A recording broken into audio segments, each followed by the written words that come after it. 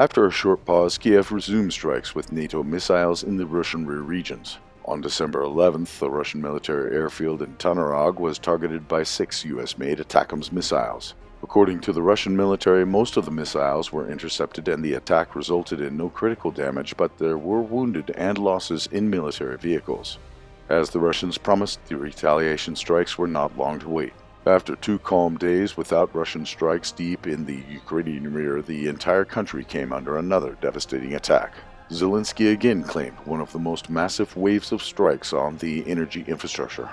At night, more than 100 Russian kamikaze drones pounded Ukrainian rear regions, but they were mainly aimed to reveal positions and distract Ukrainian air defenses. In the morning, Russian Iskander caliber and different KH-type missiles entered the battle. Cruise and hypersonic missiles struck targets all around the country, including in the capital Kiev, in the western Ivano-Frankivsk and Lviv regions, in southern Odessa, etc.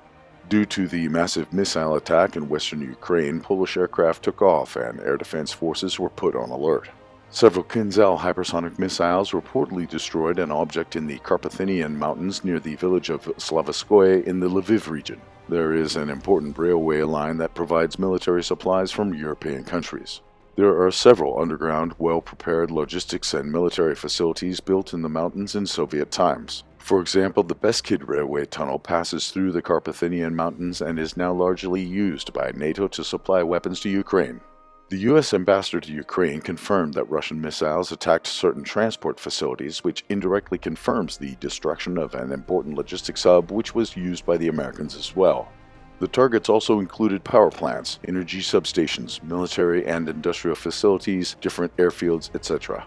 Ukrainian authorities are calculating that after the morning strikes, half the country may be cut off from electricity supplies. Energy generating and distribution facilities were damaged or destroyed in a number of regions.